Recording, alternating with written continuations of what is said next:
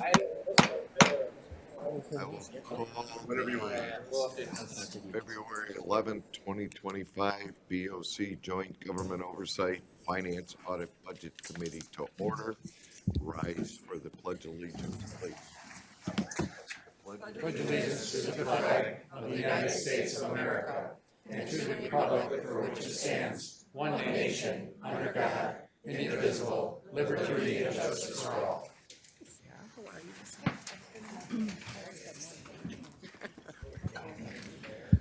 Next item is adoption of the agenda. Adopts the agenda.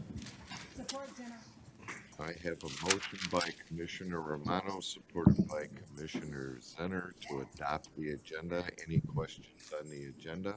Seeing none, please vote.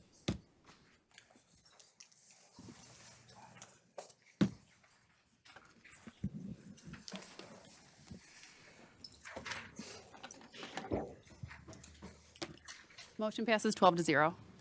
Thank you. Next item is approval of the meeting minutes dated January 15th, 2025. Motion to approve. Support. Motion by Commissioner Lucido, supported by Commissioner Perna. Any discussion on the meeting minutes? Seeing none, please vote.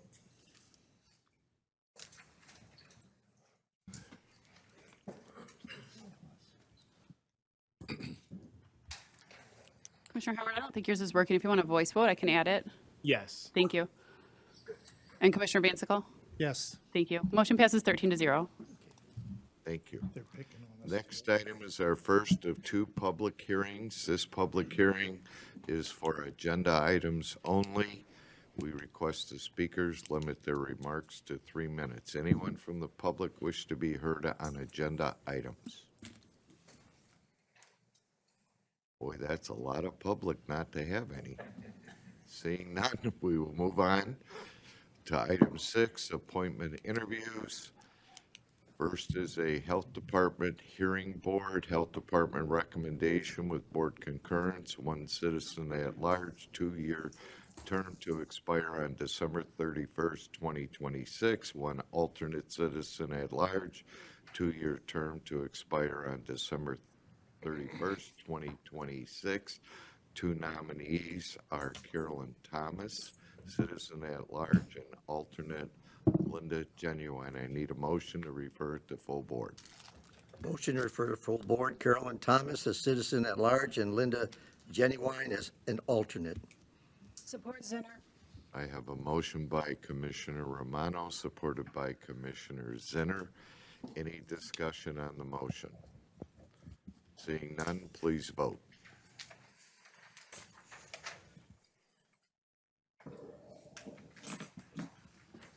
Motion passes 13-0. Thank you. Next is Civil Service Commission, executive appointment with board concurrence, 1 vacancy, 6-year term to expire on December 31st, 2029. Thomas Stawski. I need a motion to refer that to full board. Motion to refer it to full board. Support. I have a motion by Commissioner Romano, supported by Commissioner Lucido. Is Thomas here? I am. Would you like to speak? Sure.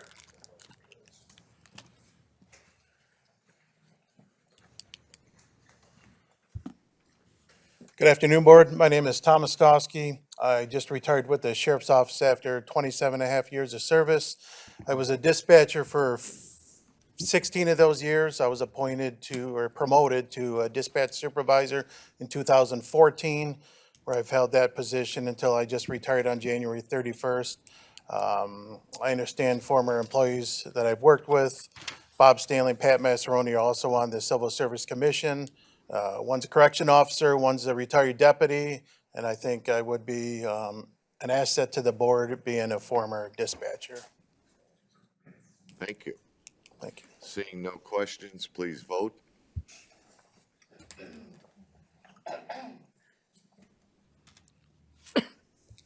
Motion passes 13-0. Thank you. Next is Ethics Board, executive appointment with board concurrence, 1 vacancy, partial term to expire on January 31st, 2029. Bryan Padgett. I need a motion to refer to full board. So moved. Support. I have a motion by Commissioner Lucido, supported by Commissioner Wino. Is Brian here? Yes, I'm right here. Brian is Hi, here. Brian. Hi. You don't look like Brian, that's Andy. Andy told me to come up here. Okay. Anything you'd like to say? Commissioner, thank you very much for the time today. We do have a vacancy on the Ethics Board, and we were pleased that both Steve Kranick, who we are going to also talk about in a minute, and Karen Smith, who currently sit on the Ethics Board, brought to us the nomination of Bryan Padgett, who stands to my right. Bryan is an attorney on the west side, unfortunately, but lives here in Shelby Township. Graduated from University of Detroit Mercy School of Law, and grew up in Fraser. I also grew up in Fraser, so he has to be a decent dude because he grew up in Fraser. So he stands here to my right. If you have any questions of him, he's happy to answer them. And thank you for, and we hope you can move this to full board. Thank you very much. Anything you'd like to add, Brian? My law firm is in Farmington Hills, but lifelong Macomb resident. Like you said, grew up in Fraser, lived in Macomb Township, and now built a house in Shelby Township. So I care deeply about the community and have a good relationship with Karen Smith through Leadership Macomb, which I'm participating in right now, and I would love your vote to move it to full committee. Thank you. Commissioner Romano. Thank you, Chair. Hi, Brian. Hi. Brian, what's your specialty in law, or do you have one? I've been practicing for 15 years. I do all civil litigation, so I represent a lot of businesses and people that are sued, a lot of different insurance companies. My firm generally is all litigation. We have about 85 attorneys.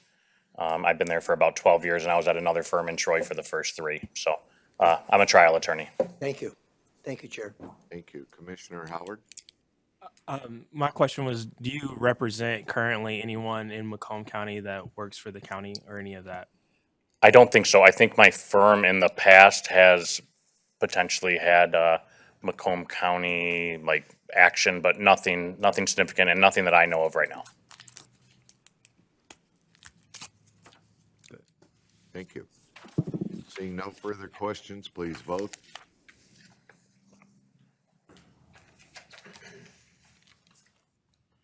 Motion passes 13-0. Thank you. Next item is Ethics Board Executive Appointment with Board Concurrence, 1 vacancy, 5-year term to expire on January 30th, 2030. James Stephen Kranick. Thanks. Motion to refer to full board. Motion to refer to full board. I have a motion by Commissioner Gratz, supported by Commissioner Lucido. Thank you, Commissioner Ha. Andrew? Same deal, and I like coming up here when I don't have to tell Commissioner Perna how old I am, so thank you again for the time. Steve Kranick is a reappointment, as you see on your agenda. I think many of you know Steve through Leadership Macomb or many other areas throughout the county. He's an exceptional public servant and gives his time to this county over and over again. I would respectfully request that you also refer Steve Kranick to full board for approval at the full board meeting later this month. Thank you. Seeing no speakers, please vote.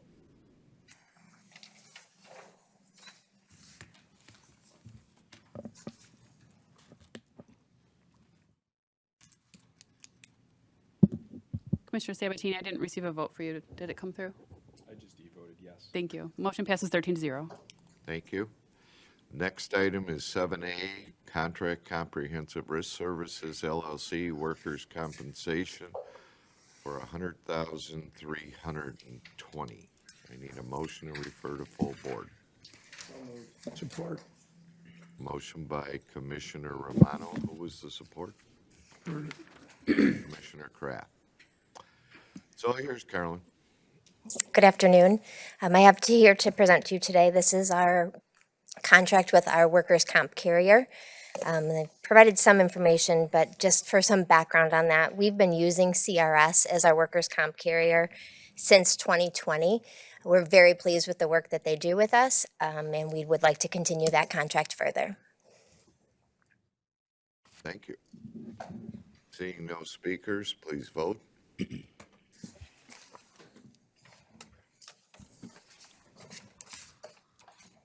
Motion passes 13-0. Thank you.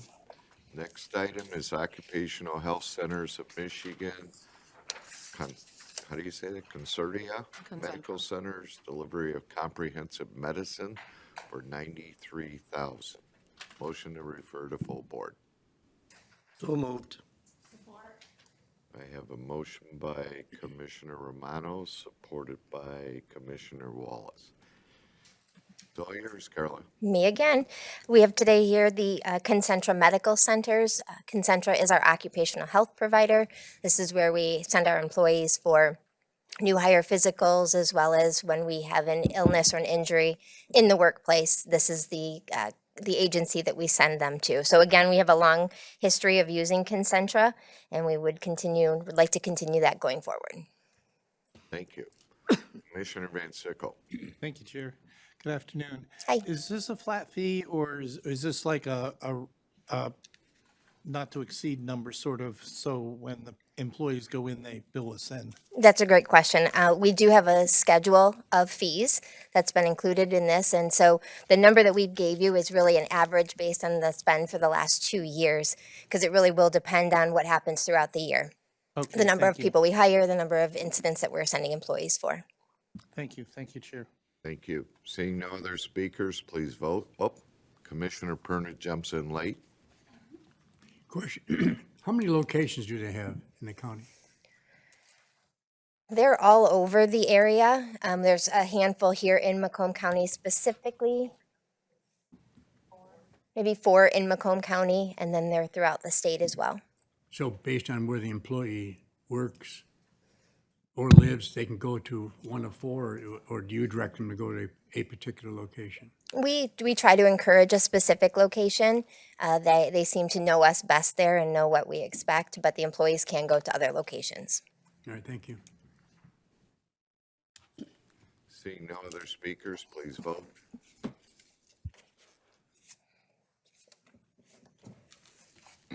Motion passes 13-0. Thank you. Next item is contract with American Society of Employers, Flip It, changing mindsets to manage change, $65,930. Need a motion for full board. So move, Wallace. Support, Lucido. I have a motion by Commissioner Wallace, supported by Commissioner Lucido. Carla? Thank you. This is a training contract that we're looking to have approved here in Macomb County. We have been training our employees on a countywide basis since 2017 on some topics that we've determined are important for our employees based on what we're seeing. We've done things in the past called generational differences, where we're trying to help educate our employees of what it looks like to work with different generations in the workplace. We also have done navigating difficult conversations in the past, trying to look at empowering and engage, having employees, giving them the resources and the tools to have more difficult conversations that are occurring.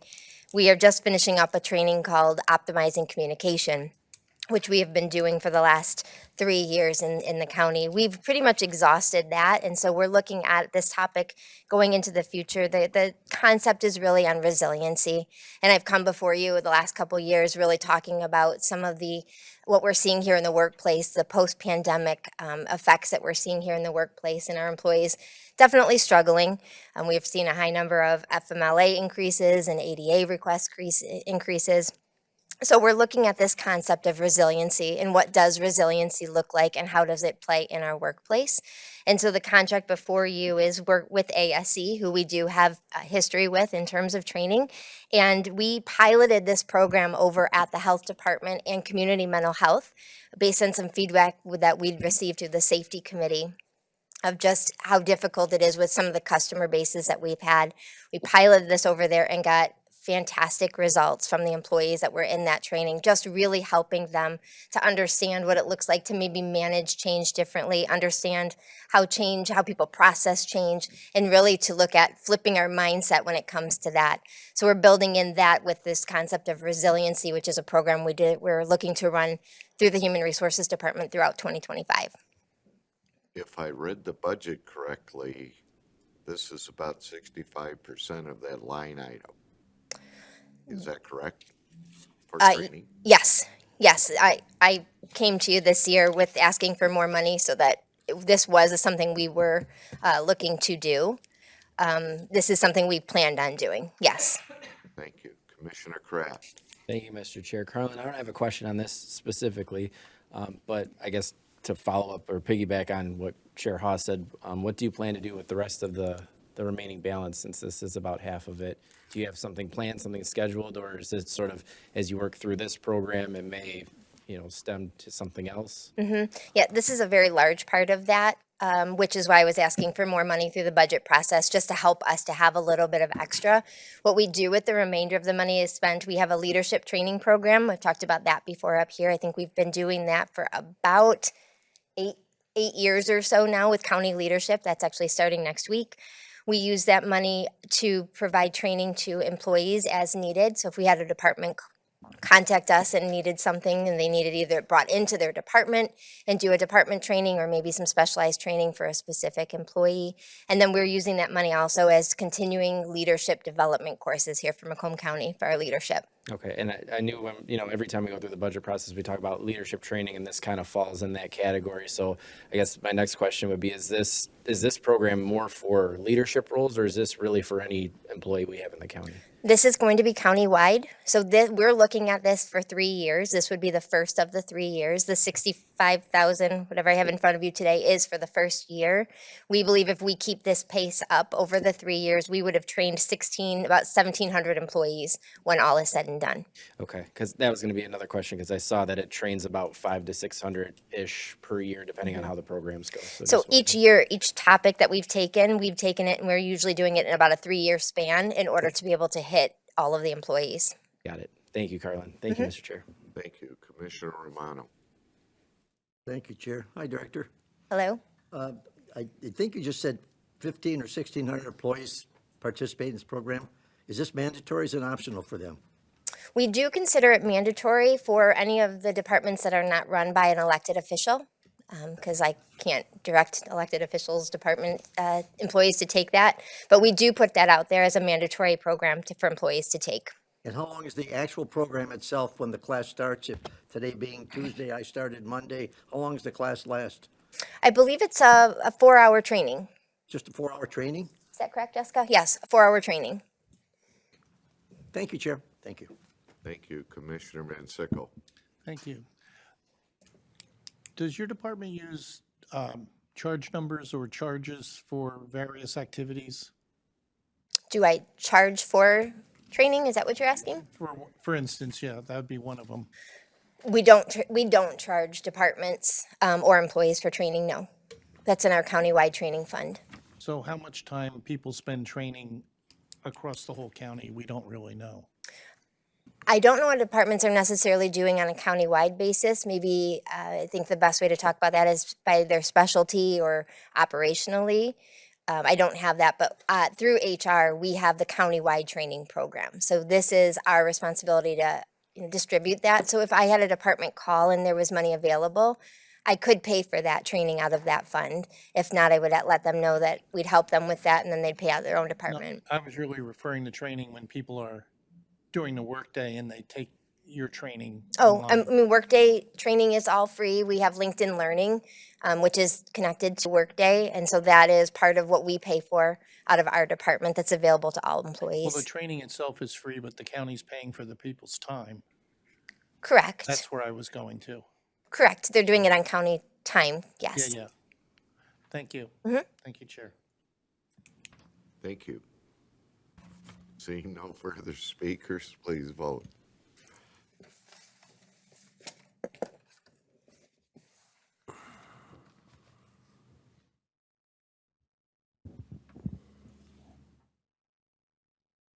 Chair, I don't think your vote went through if you'd want a voice vote. Thank you. Motion passes 13-0. Here we go. Thank you. The next item is item 8. I'll take a motion for A, B, C, and D. So move, Wallace. Support, Center. I have a motion by Commissioner Wallace, supported by Commissioner Zinner. A is a proclamation honoring Martha T. Berry Medical Care Facilities on its 75th anniversary. Proclamation celebrating Richmond Lennox Emergency Medical Service on their 50th anniversary. A proclamation honoring Sergeant Bates and Platoon C from the Clinton Township Police Department for their heroic efforts saving the life of a man, and a proclamation commending Henry Horner for achieving the status of Eagle Scout. Does any of the individuals requesting the proclamations wish to speak? Commissioner Lucido. I'm not requesting any of these, but I was just wondering if I could get my name added to Proclamation A, please. Yes. Is there any commissioner that would not like their name added? Seeing none, Chairman, it's your proclamation. He agrees. We have a motion support. Please vote.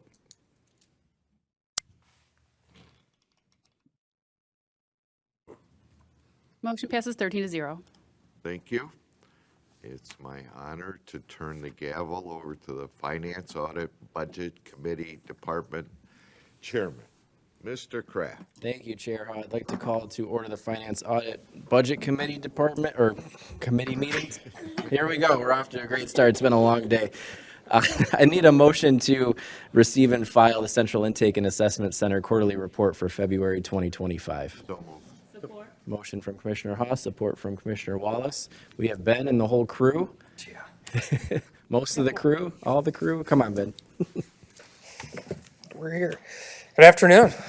I'm pleased to announce the first quarterly report for Central Intake Assessment Center project of 2025, and I have my partners here with Plante, Moran, Real Point to kind of go through our slides like we normally have done in the past. Commissioners, thanks for having us. Running through a few slides. I think these were presented to you in your packets, so we'll run through, give kind of a quick update of where we stand to date. Just a quick overview. We'll certainly remind everybody what the mission, project goals, and everything are. We'll talk briefly on what our funding and budget status is. We'll talk about where our professional procurement is. Give a quick update, just reminding you of where our design stands to date as we've now really kind of shifted fully into the construction. Give a quick update on where we are from a construction management standpoint, and then a few updates on the share of some operational updates that we're doing. I won't go through all of this. You have this in you've heard this several times as we go through, really just to be able to bring this project to fruition and meeting our goals of providing, improvement to the correctional system here in the county to be able to address those that enter the system relative to mental health and substance abuse issues. Quick update, our budget has not changed. Current budget of nearly $229 million. You do have the current dashboard report that gives more of a detailed update, kind of line by line as far as where it is, but the project still continues to be on budget and on time. As I mentioned, you can kind of take a look, and if you've got any questions around the current budget commitments, actuals approved or forecast through the end of the project, feel free to bring those forward. Relative to professional procurement, we've really brought forward most everything that we've needed to be able to get through to start construction as the status identifies. There's still a couple professional service entities that we will, over the course of the next year, look to bring on, much of which are really intended to bring on as we move towards the end of the project, completing the end of 2026. So consultants relative to help us with FF&E is furnitures, fixtures, and equipment. So budget is held for that. We've had preliminary discussions with county vendors to be able to talk through that. Relative to detention furnishings, those have actually already been procured under the construction contract. I think I've kind of articulated it in some past updates, but because so much of that is specialized and actually requires installation for security reasons, that's actually part of Granger's contract and the subcontractor handling all the detention equipment. So all the cells, a lot of the detention hardware and stuff includes all of that furniture. But we will have some move management type services. We may actually have some of that initially as we're doing some of our temporary operational changes, but most of that will really be looking towards the end of the program as we're moving and shifting things, some operations within the jail and as we look to migrate some spaces that were initially in the jail that'll may get migrated over into the central intake building. Construction services, to date, all of our construction services through December, we brought through GMP 6 with Granger, all of that was brought forward to meet our ARPA deadline of December 31st. We do have a few technology contracts that have actually already been brought before you, and much of those are really just to migrate some of within the existing operations of the jail that are technology related, so that we can get those spaces moved and begin moving some of the demolition. Before you on the agenda is actually the environmental abatement services. So previously we had brought the consulting services, which provided an assessment of what was actually in some environmental hazards. This contract is actually for the actual remediation of those. And those are in those wings that are being demolished. So ahead of when Granger has the demolition of max security D block and rehab, this abatement contractor will come in to abate those items. Much of which I can say is very minor in nature. The county has been very progressive, and Ben and his team over the years to address all of those as needed. We will have a few, we're working with Metro Technology Service, who is the technology designer on this program. We will have some additional packages that'll be brought forward later this year and next year, so that we're buying that technology just in time. And then, of course, as I alluded to, we'll have furniture and equipment and all that that'll come later in the project. Quick reminders, just a reminder of the demolition work. Right now, we're slated to, by May, looking at the demolition of max security, followed later that summer, starting in August. We'll be looking at the demolition of D block. Rehab will be deferred until May of 26.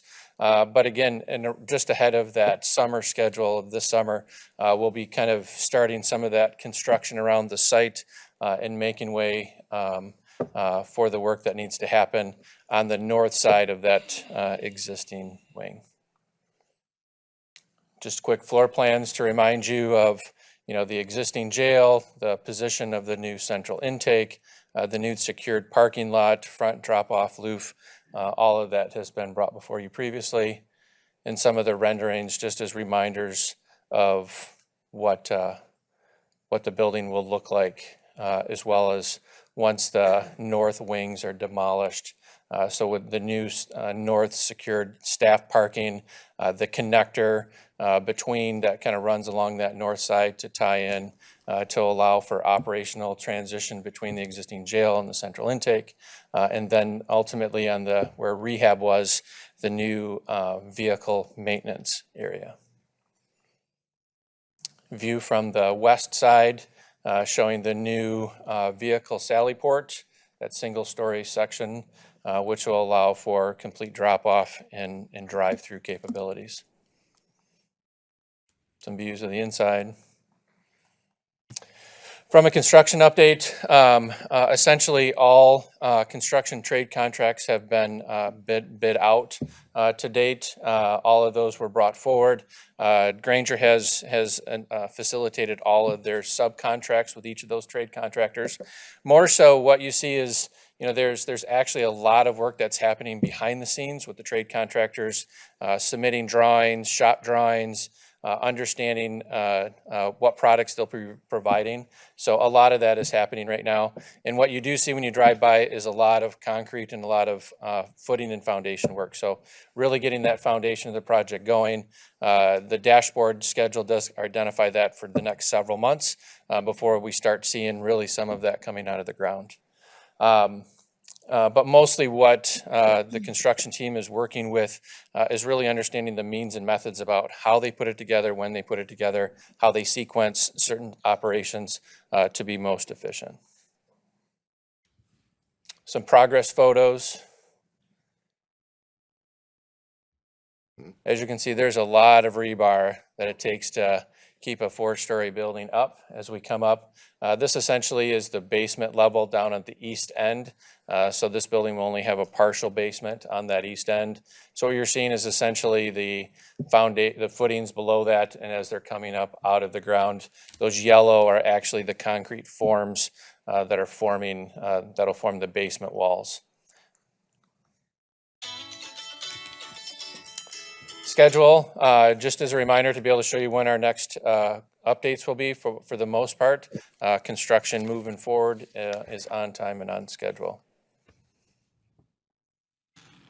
Relative to board approval, right now we're in the process of, we'll have, as I mentioned, the abatement contract is before you now. Our next one that we can expect will be later this year for one of the first technology package, which is all the cabling for the wireless access and the cabling for a lot of the networking. Sheriff operation, we've continued to work closely with the Sheriff's Department relative to some of their depopulation efforts.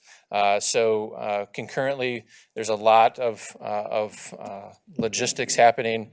The facilities operation team is continuing to work on some mesh project, which requires some relocation of some of their staff.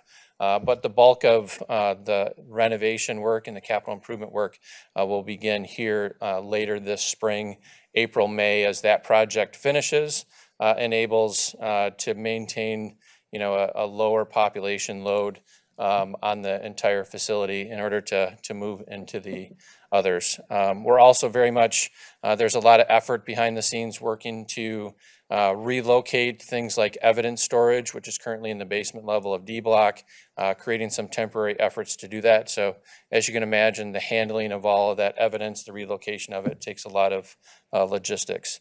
The same is true for some of the vehicle maintenance and relocating some of those operations to make way for that construction to happen. Any questions?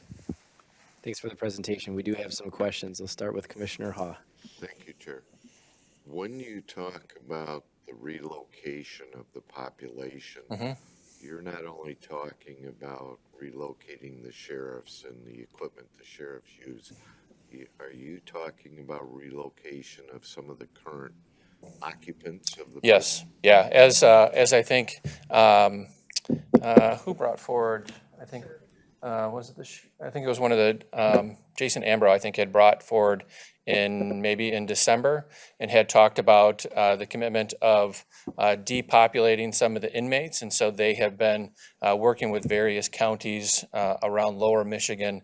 I think they have relocated about 40 inmates at this time to do that. But yes, and there's that in order to allow for instance, in the tower, to allow some vacancy of certain pods that are within the tower to allow construction to work concurrently from top to bottom, where there's plumbing lines and fire suppression, that type of stuff being upgraded. Second question, you indicated that the bids have been submitted or the RFPs have been placed out. What does the discussion on tariffs for lumber, steel, and aluminum due to the bid process or the impact of the cost? So Dr. Amboyer raised just that question earlier this week. See, great minds think alike. Yes, absolutely. So we have actually been in communication with Granger Construction. They have been, and more so the bigger concern is that of steel and metal products. They have affirmed with each of their major trade contractors, the structural steel contractor, the window glazing aluminum contractor, there's one other that I'm forgetting, but they did actually affirm with them that all of those products have been or are being procured domestically and are available and should not be an issue relative to any importing of those to where the tariff shouldn't be a concern at this point. So you're saying no surprises? At this point in time today, with what we know, that's as much as I can give you, yes. Thank you. That's all I have, Chair. Yep. Thank you. Solid response. Commissioner Romano. I think I spoke more today than I spoke in the last 5 meetings, 10 meetings. Hi. Hi there. You mentioned it was very minor, the environmental remediation. and then you said $233,900. Is that considered minor for you? I mean, is there something else that we should expect, or is that the total cost that we're gonna have? No. That, when I say minor, in the scale of buildings this age, the amount of square footage, the potential for, hazardous materials, like when you look at a building of this age and how many have been in there, a lot of those products have been abated over the years. So this will actually finish everything out. So yes, in the grand scheme of it, yes, it is minor. So that's the total amount that we expect to pay for? the Yes. environmental remediation? Yes, for the remediation of Okay, what has that's all been I got. specified. Thank you, Chair. Thank you, Commissioner. Commissioner Howard. Yeah, that'll be, I think, slated next. A bit new here, Absolutely. first term, so it's super helpful if folks, when they come to the mic, they introduce themselves and kind of what they do. On our notes, we just have a name and Sure. like what department you're in, so I don't really know a lot of the folks that come. I know a few of you guys, so Sure. that'd be helpful. One of the slides addressed transitional housing. Can you explain that for me? Transitional housing for the central intake is actually proposed to be the 4th floor of the new central intake building. And first and foremost, my name is Joe Asperger. I'm the Senior Vice President with Plante, Moran, Real Point. So we have been contracted by the county to work as the owner's representative to kind of manage the entire program. So whether that's procuring the professional services, procuring the contractors, those type of things, managing the design professionals, managing the construction, we work as the independent owner's rep closely with the county to manage the whole program. But relative to transitional housing is essentially the central intake by concept is the intake of when a person enters the system, they're processed and assessed through that. Those that have mental health, medical, substance abuse type issues have the ability to receive the treatment on site, as opposed to having them transported by Sheriff's Department staff to off-site facilities. So this enables them to do that. The transitional housing is a floor that, whether if they have, if part of their treatment allows for release, if part of their, through their treatment then allows for the transition into the correctional system, that's essentially like a transition type floor that enables them before they would then potentially be relocated into the jail itself. Thank you. You're welcome. Thank you, Commissioner. And for the very first time, Commissioner Goike. Thank you, Mr. Chair. Thank you very much. And then just my little bit of back history. I was working for Public Works under Candace, we had problems of drainage under the old jail. And that's what my big issue is, to make sure that them pipes, I don't know if Ben can address that or not, if the engineering went through that, and if they replaced everything to the in outlet for all the storm, of this project, because it was too small from the existing jail, and there was flooding issues. That's why I was helping those guys try to figure it out and going back through everything. So I know the engineering would take care of the new stuff, but is the old taken care of? And once it leaves the site there where it ties in to the old, is that all new going out to end up into the North Branch, or what? I would not say that it is all new. From the area in which it is being developed, yes, it is being new. It is new. It also is reducing much of the load that was actually going out to Dunham. And so through the stormwater management plan and the design much of it is actually being detained that southwest parking lot that I was showing as far as on the plan. There's actually underground detention. Some of the photos, actually, I think it was from our last month, the underground stormwater detention looked like these, if you know like what a septic system is, you're very familiar with. Some of the others may not be. But essentially this underground detention, like I could walk through the size of these cells. But much of that is to detain it before it actually heads and utilizes the existing stormwater system that extends south past the powerhouse out to the Griner drain. Yeah, So, I'm very familiar with how that happened ahead of time. My biggest concern was the problem of the existing building, of the piping that was undersized and stuff there, to making sure that it gets and everything is proper size so that there is no more issues for. yep, everything within the development area has been redirected or will be detained. Okay. Yeah, I think Joe covered it. My name is Ben Trupp. I'm the Director of Facilities and Operations. And Commissioner Goike, you're probably talking about Dunham Road. that Clinton Township, the stormwater drain goes kind of along Dunham Road. And for the years I've been here, it's been a problem. And through the stormwater plan, we have shifted like all the roof conductors off the jail tower.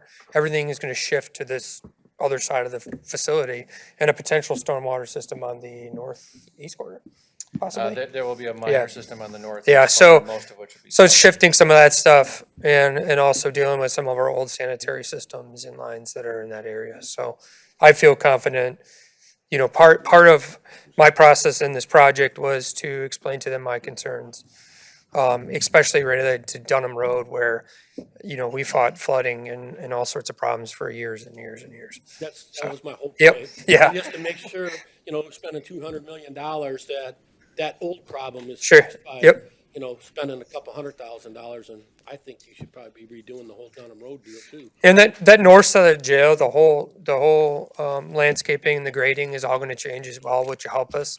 You know, a lot of those were downhill. So everything kind of flowed downhill from basically Hall Road down. So I have great faith in the engineers that are working on this. Okay, thank you. Thank you, Commissioner. Commissioner Van Sickle. Thank you, Chair. Good afternoon. Afternoon. For the 40 or so inmates who have been rehoused at other counties, I assume that Macomb County has to pay those other counties for housing those, and that cost might be above what the traditional cost is in our own jail. Is that extra expense being captured as part of this project? It is not built within the program, but my understanding is that, I mean, maybe Vicki, you can talk, or Don, you can talk to that, but I believe that the sheriff, I think, had already brought forward that those expenses of what that would be for that housing, but it is not inclusive of the $229 million program. Okay. And will there be more people sent off-site? Yes, they're still continuing to assess. I think that there's the Isabella County, for instance, is in a process of finishing them and finishing the construction of theirs. And there's discussion about potentially sending upwards of maybe 20 to 30 to Isabella County when that becomes available. And there's some work/rehab of the existing jail tower. And I assume the various inmates will be held off-site until some of that work is done?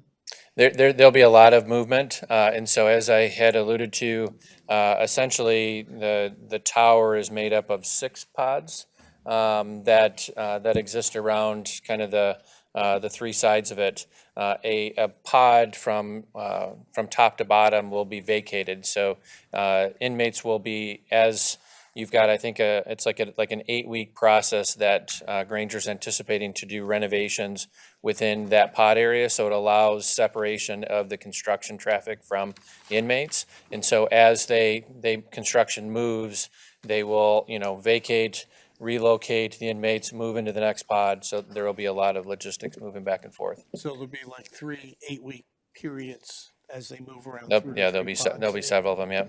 Okay. Most of that duration is actually going to be upwards of a year's time frame that it'll take to do most of that top to bottom renovation, which will also have some concurrent renovations in various other areas of the jail. Yeah, there's quite a bit to do, isn't there? Yeah, oh yeah. Thank you. You're Thank very you, Chair. welcome. Thank you, Commissioner. Commissioner Bueno. Thank you. Thank you for being here. One of the slides that you presented had a project schedule on it. So I'm new as well. And just looking at the project schedule, it looks like the Board of Commissioner contract approvals has all been completed at this time. So the question is, the $229 million will totally fund this project to completion then? Yes. Yeah. So much of the procurement is actually under contract or committed. There are several things that we're still continuing to hold budget on that have not been procured. Furnitures, fixtures, equipment, technology, a lot of those type of things. There's contingencies built into this that have not been committed to date, but we are anticipating that scope as well as those costs and are carrying those to our cost to completion. Thank you. Yep. Thank you, Commissioner. Chair Sabatini. Thank you, Chair. Hey, Joe. Hi there. You know, we put this schedule together a couple of years ago. We're already halfway through this project. I'm like, wow, what happened to that time? You blinked. You blinked. That's what happened. A couple times, it seems like. So, I think this whole plan, as far as the schedule and how we planned everything accordingly, the updates from the team regularly has been very, very helpful to the board. So thank you for being a good partner in this project. I've been very, very satisfied. I know we picked Thank you. the right team here for it. Appreciate that.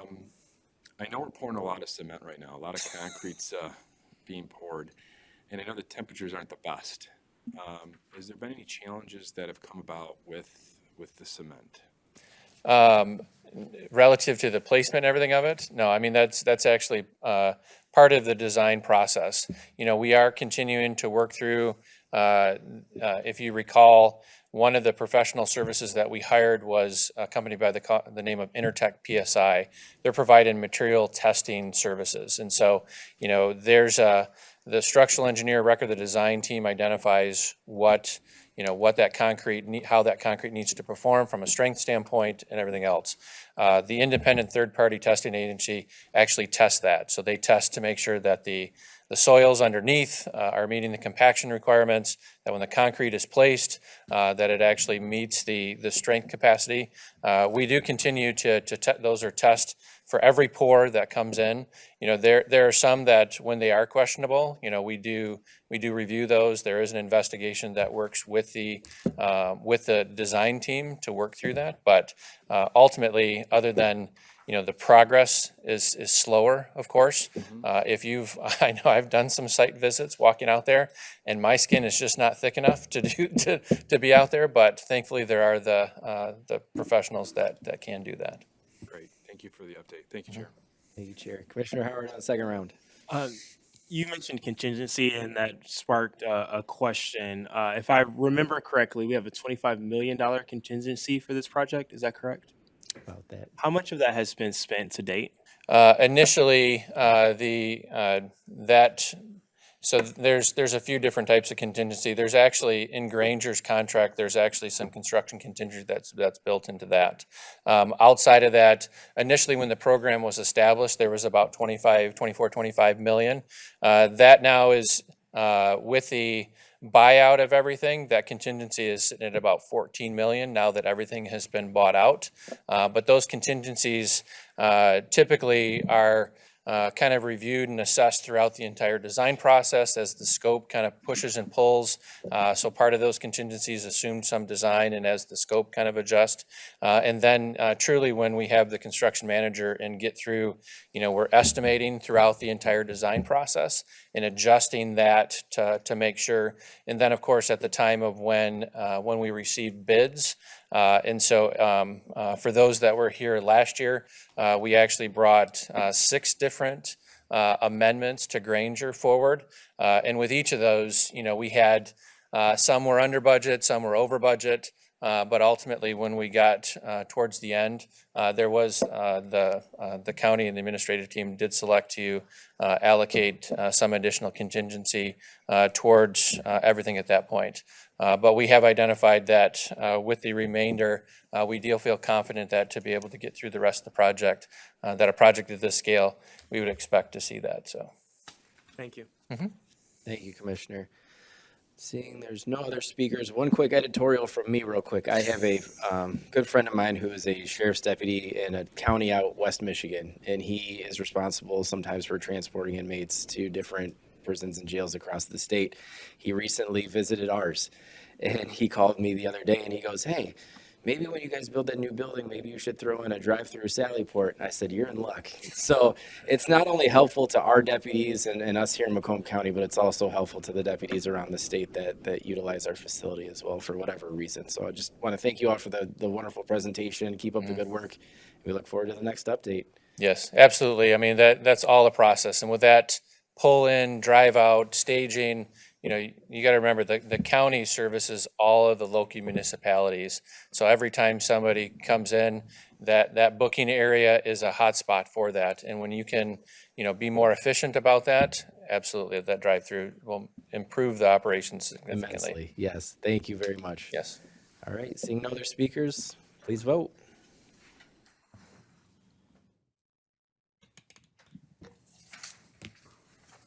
Motion passes 13-0. Thank you. Next is item B. I'll take a motion to approve or to move forward to full board the contract with Global Green Service Group, Hazardous Materials Abatement Service, CIAC, and jail in the amount of $233,900. So moved. Support. Motion from Commissioner Haas, support from Commissioner Lucido. Ben, we got a taste of it. Give us the rest. Yeah, this is super exciting stuff. Item 10B is a contract with Global Green Service Group in the minor amount of $233,900 for a central intake and assessment center and capital improvement project. The bulk of this abatement, as Joe mentioned, is contained within the maximum security wing of the jail building. Over the years, anytime I've done construction and my predecessor Lynn, anytime we come across hazardous materials, whether it be asbestos, lead, paint, or et cetera, we made it a process or made it something where we'd remove it. We wouldn't just ignore it for a later date. So what that did is that set us up for a good situation when we got into this tower and got into these ancillary areas of the jail that we're removing. So the bulk of this is really it's asbestos. It's actually caulk, and it's pretty labor intensive to remove, unfortunately.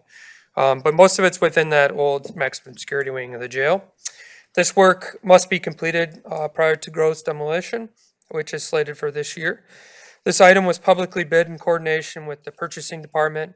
Global Green Services Group was the lowest qualified bidder. Thank you, Ben. Commissioner Haas. Thank you, Chair.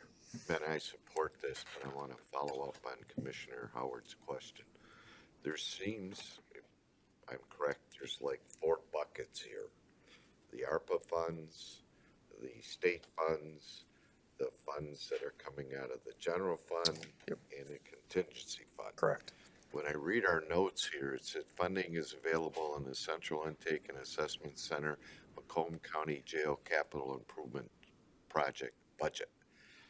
When you put these together, are all of these buckets considered one, or are you taking funds out of individual buckets?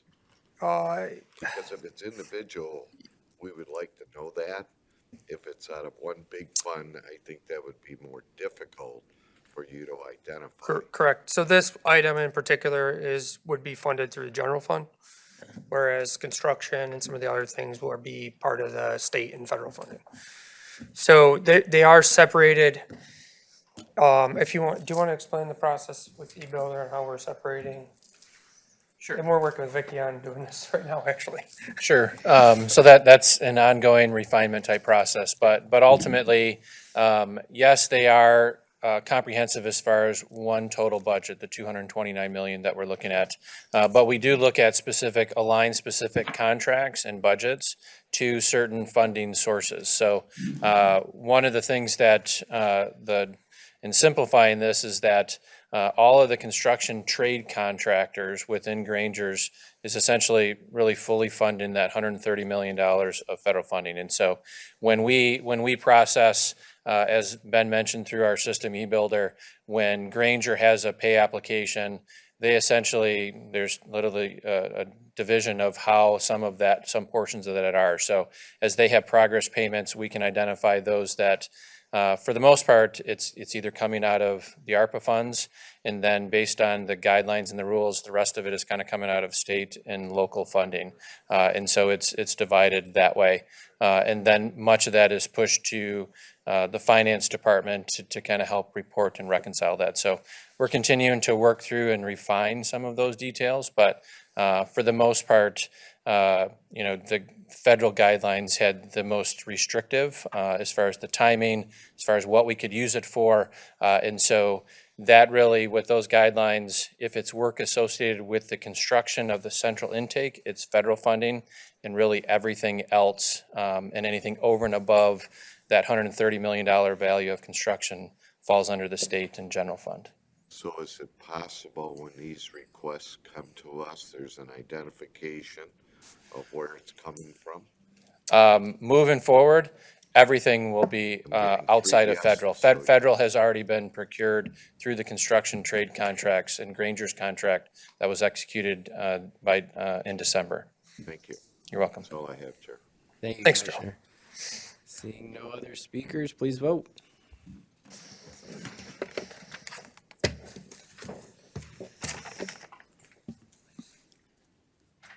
Motion passes 13-0. Thank you. Next, I will take a motion to receive and file the treasurer's third and fourth quarterly reports from 2024. So moved. Support. Motion from Commissioner Romano, support from Commissioner Van Sickle. And we have Skip and Christina here. Skip, Christina, you have anything to add? We have nothing to add. We're in great shape, right? We are. Let me check and see if there's any questions. Chair Sabatini. Figured I'd ask one question, just because you came here today. So, Flagstar, C+ rating. Yes. I don't think I've ever seen a bank on the report less than like a B at best. It's a courtesy that they remain there. Treasurer Rocker obtained information some time ago. As you may know, Community Central Bank in New York is heavily weighted in New York metropolitan properties in Manhattan and elsewhere, and they have had some serious problems. I believe it's Steve Mnuchin put together a hedge fund and loaned them a number of $1 billion. I just took a glance at the conditions of that. Yeah, the Flagstar is a wholly owned subsidiary of Community Central Bank, so at the behest of Treasurer Rocca and with the guidance of Christina, we pulled our money out of there. It's still on the list. We're hoping them well. We don't want to flag it for anybody to be worried about. But as you know, because of the way the county operates, we're unable to take availability of CDARs to make our investments completely risk-free. So we're still at FDIC limitations on investments that we make. And even with a $2 million investment, we won't want to take a chance on taking a hit. So we're just waiting to see how things play out. We do understand, Christina was just telling me that Commissioner Powell has indicated that there won't be any rate reductions for a while. So we'll see how that all plays. Okay, great. Thank you. Thank you, Chair. Thank you, Chair Sabatini. Seeing no other speakers, please vote.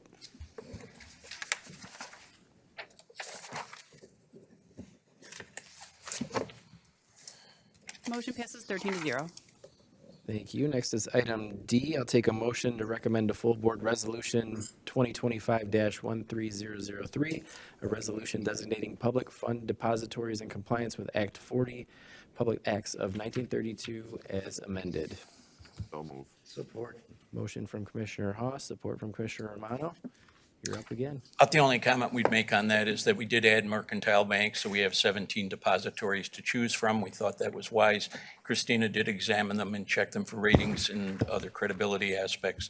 We believe they would be an acceptable depository for the Board of Commissioners to add. Thank you. Seeing no speakers, please vote.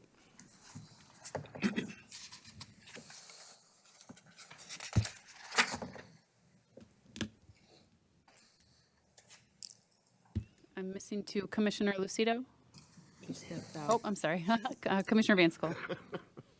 Yes. Thank you. Motion passes 12-0.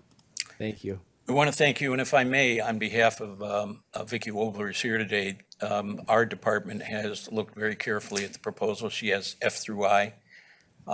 Treasurer Rocca and the rest of our staff believe that it's worthy of consideration by the Board of Commissioners. We normally don't make that comment, but we believe it's appropriate in this circumstance. Thank you both. Thank you. Appreciate you being here today. Next, we'll move on to item E. I'll take a motion to recommend full board a budget amendment from the Finance Department. Adding one sheriff deputy for a new probate court judge courtroom in the amount of $136,900. Motion from Commissioner Howard, support from Commissioner Zinner. Vicki, go. That's okay. I'll speed things up if you want me to. Vicki, go ahead. Just going to approve them all in one? Let's start with E. Good afternoon, Commissioners. The item you have before you is to add a sheriff's deputy position within the new probate court. This was inadvertently left off of the 2025 budget. When the board was making their amendment, it was removed, so it has now been added back in. So you have the budget amendment in front of you, and the dollars are available within fund balance to fund that position. Thank you, Vicki. Seeing no speakers, please vote.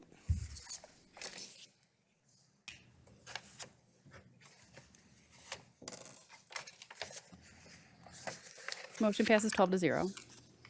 Thank you. Next, I'd like to take items F and G together. First is a budget amendment from the Finance Department, increase contracting services from personnel for $75,000, and a contract with Plante Moran PLLC consulting assessment for Finance Department not to exceed $75,000. I'll take a motion to recommend those two items to full board.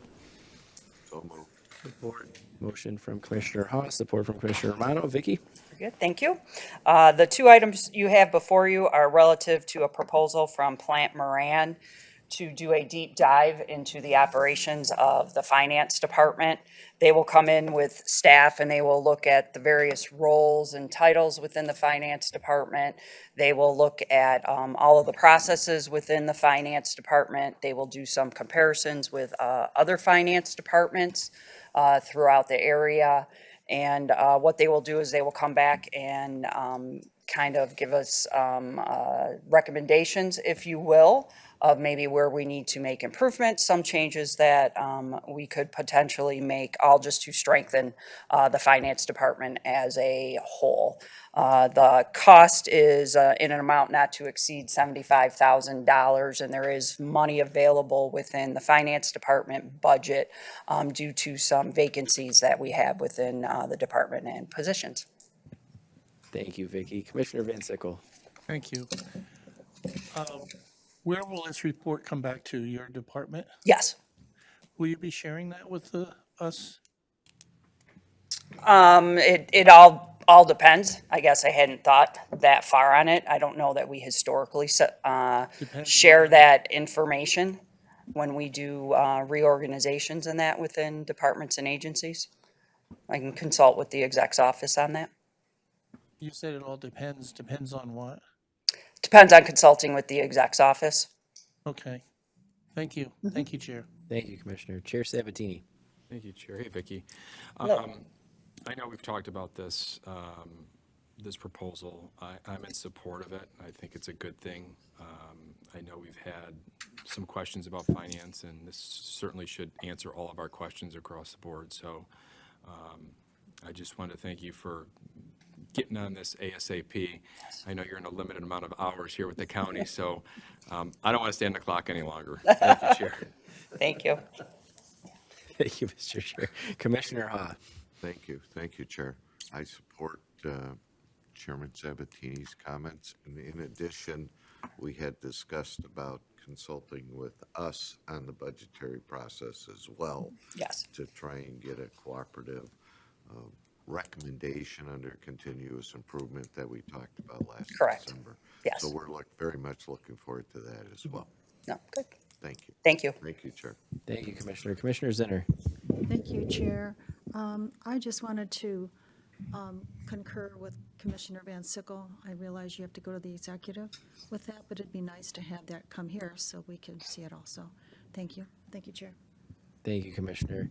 I also want to throw my support behind not just these two items, but the following two items. I've been speaking to Vicky almost weekly at this point, and we're trying to work through things. We're trying to make things better, both us at the board and the exec's office and the finance team. So I think these four items here help us do that and get on the right track. So seeing no other speakers on those, Commissioner Van Sickle. About how long do you think that deep dive will take? Within their proposal is 90 days. So Okay, I'm missed hoping that it's part. completed in 90 days. And so that has to be done before we actually close out 2024. No, it's not going to be done before we close out 2024. 2024's already started within the departments. So no, it'll be happening concurrently. Is that is Workday being totally used for that, or is the old system being used? No, we've been fully on how we operate as of today. We've been fully on Workday since October of 2023. And the old system's totally turned off? Turned off, yes. We're not utilizing it. We do have access to it. Okay, thank you. You're Thank welcome. you, Chair. Thank you, Commissioner. Okay, now there's no other speakers. Let's vote.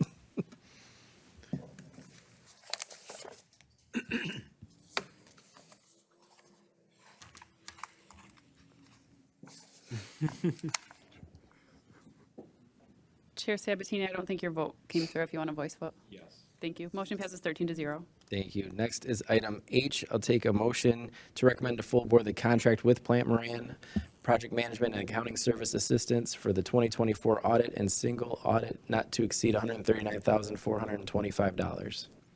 So moved. Support. Motion from Commissioner Wallace, support from Commissioner Lucido. Vicky? Very good, thank you. Both items, H and I, are relative to the same issues, and we are looking to make a smooth, efficient, and more timely audit process of our books from 2024, obviously occurring now in 2025. So with the proposal you have before you, we are requesting support from Plante Moran for project management and accounting services for both our regular or annual audit as well as the single audit that we have to undertake.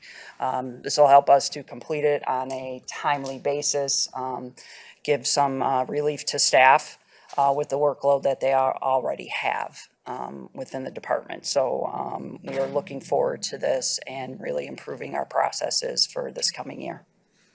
Thank you, Vicky. Commissioner Van Sickle. Thank you. Good afternoon again. Will this process be run concurrently with the other process in the previous? Yes. Okay. Yes, because they're independent of one another. One is about the actual tasks for the audit. The other one is really how the department operates in every way, shape, and form, how it interacts with the other departments, how they interact with us, with the board. So yes, two separate teams from Plante Moran, so it's not the same individuals. Okay, I understand they were independent of each other. I just didn't know if Plante Moran had the staff to do them concurrently. Yes, yep, two different divisions within Plante Moran. Oh, And okay. people, yep. Thank you. You're Thank you, welcome. Chair. Thank you, Commissioner. Seeing no other speakers, please vote. Are we voting on both or just the one? Just item H. Wanted to take them one at a time because they're different companies, different contracts. Motion passes 12-0. Thank you. Next is item I. Take a motion to recommend to full board the contract with UHY for annual comprehensive financial report preparation services not to exceed $60,000 in the first year. So moved. Support.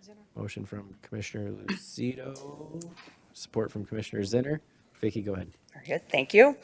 The item you have before you is to really prepare our financial statements or our annual comprehensive financial reports. It is a very common practice that auditing firms also prepare these statements for their clients. I think in speaking with UHY, we are one of their only clients in the government sector that they don't do this for. So again, in an attempt to try to establish roles and responsibilities, and rather than have our office staff perform this work, which has changed quite a bit over the years and is extremely comprehensive and detailed and technical, we would like to entertain a proposal from UHY to do that for us for the next 3 years, which that lines up with the remainder of their contract with the county for audit services. So our plan would be, once that contract is nearing the end, and we go back out to bids, this would be all-encompassing in one proposal for the financial statements and audit services. Thank you, Vicky. See no speakers, please vote.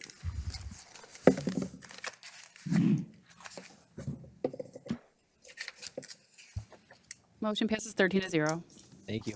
Great, thank you all very much. Thank you, Vicky. All right, next is item 11. I'll take a motion to receive and file items A and B. So moved. Support. Motion from Commissioner Wallace this time, support from Commissioner Lucido. Comments or questions? Seeing none, please vote.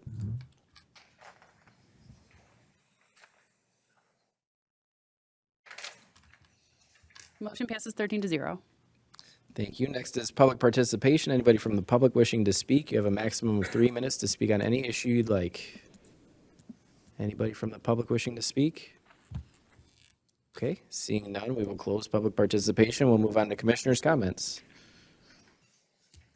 Have I worn you out enough that you have nothing else to say? All right, seeing none, we will close commissioners' comments. And we will move into closed session. I will take a motion to go into closed session to discuss pending litigation, Michigan Court of Appeals case number 374004, Macomb County Prosecutor v. Macomb County Executive and County of Macomb. And item 2, attorney-client privilege memos from independent counsel dated February 6, 2025 and February 11th, 2025. So moved, Van Sickle.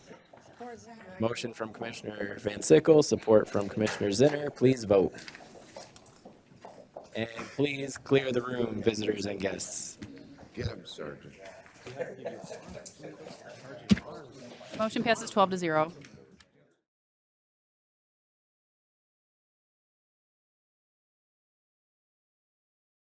Okay.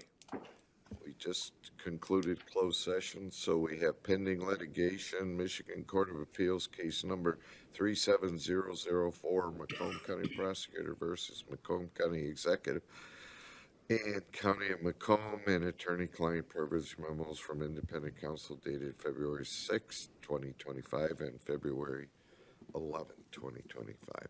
I need a motion. I'll make a motion to concur with independent counsel's recommendations. I have a motion by Commissioner Lucido. Was that you? Supported by Chair Sabatini. Any discussion on the motion? Seeing none, please vote. Thank you. Well done. Do that again. Okay. Motion next passes item- 13-0. Oh, thank you, Adrian. I'm glad you're still here. Next item is correspondence. Motion to receive and file 15A and 15B. Executive Office memo dated February 3rd, 2025. Notification of veto resolution 2025-12876 and Executive Office memo dated February 4th, 2025. Notification of veto resolution 2025-12875.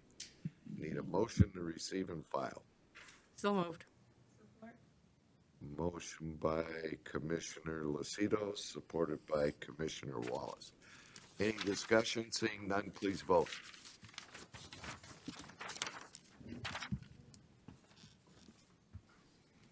Motion passes 13-0. Next item is 16A, Resolution 2025-13044, a resolution to override the county executive's February 3rd, 2025 veto relating to Resolution 2025-12876, a resolution to approve the appointment of outside legal counsel for the Office of Prosecuting Attorney in Court of Appeals, case number 374004, and related engagement agreement. Motion. Support. I have a motion by Commissioner Romano, supported by Commissioner Wallace. Was that Kraft? Okay. Any discussion on the motion? Seeing none, please vote.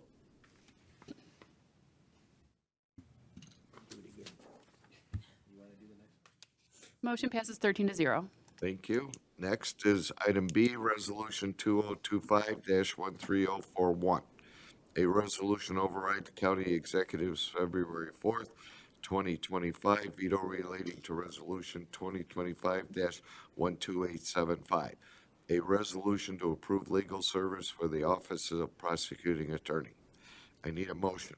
Motion to recommend to full board. Support, Van Sickle.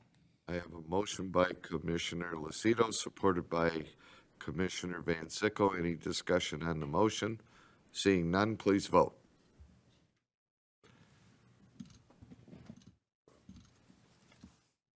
Motion passes 13-0. Next item on the agenda is adjournment. Motion to adjourn. Support. Motion by Commissioner Romano, supported by Commissioner Lucido to adjourn. Please vote. Unanimous. Thank you.